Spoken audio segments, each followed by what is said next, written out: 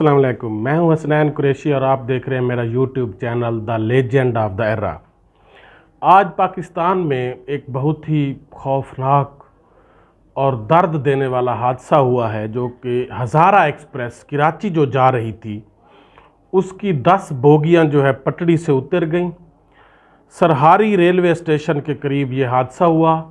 اس کی ٹوٹل 19 بوگیاں تھیں، جس میں سے 10 بوگیاں پٹڑی سے اتر گئی ہیں، اور اس میں تقریباً ابھی تک کی اطلاعات کے مطابق 33 لوگ جان کی بازی ہار چکے ہیں، 33 لوگوں کی وفات ہو گئی ہے، اور سینکڑوں لوگ جو ہے وہ زخمی ہوئے ہیں، جن کو مختلف ہسپتالوں میں ریفر کیا جا رہا ہے۔ نواب شاہ میں رینجر وغیرہ بھی پہنچ چکی ہے، ہسپتالوں میں ایمرجنسی نافذ کر دی گئی ہے۔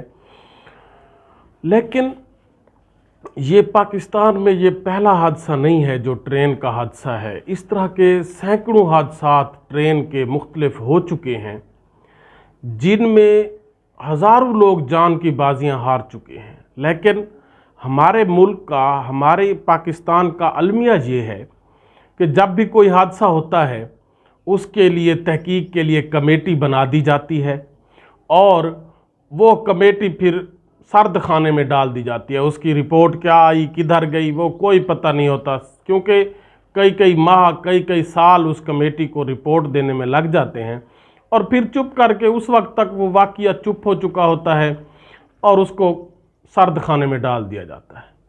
اب یہ لوگوں کی جانیں، زندگیاں کتنی قیمتی ہیں، کتنے لوگ وہاں پر ابھی تک بھی لوگ، اور افسوس کی بات یہ ہے کہ ابھی تک بھی میں سن رہا تھا کہ ابھی تک بھی لوگ بوگیوں کے اندر پھنسے ہوئے ہیں، اور ان کو زخمی بھی ہیں یا جن کی وفات ہو چکی ہے وہ ابھی تک بوگیوں میں پھنسے ہوئے ہیں۔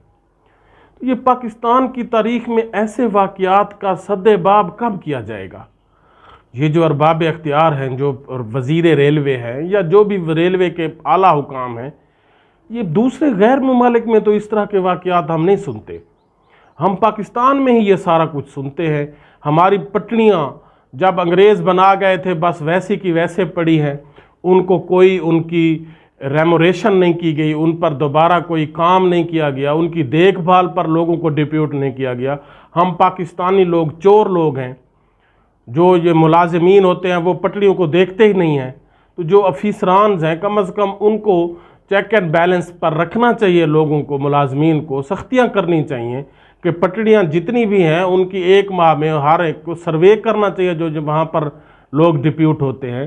تو لازمی طور پر اگر غیر ممالک میں، یورپین کنٹریز میں، امریکہ، برطانیہ، انڈیا، وہاں پر یہ اتنے حادثات شاذ و نادر کبھی کبھی ہو جاتے ہیں، لیکن پاکستان میں تو اکثر اوقات ہم سنتے ہیں۔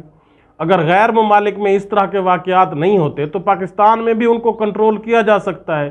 اب یہ ریل جو ہے یہ ایک بڑا اچھا محکمہ ہے، یہ کافی پرانا محکمہ ہے، تو اس کو بہتر کرنا چاہیے۔ دن بدن یہ پیچھے جا رہا ہے، جو بھی حکومتی اہلکار ہوتے ہیں وہ اس پر توجہ ہی نہیں دیتے۔ کوئی اس پر بس حادثے ہوتے ہیں، کمیٹی بنا دی جاتی ہے اور پھر اس کو چپ کر دیا جاتا ہے۔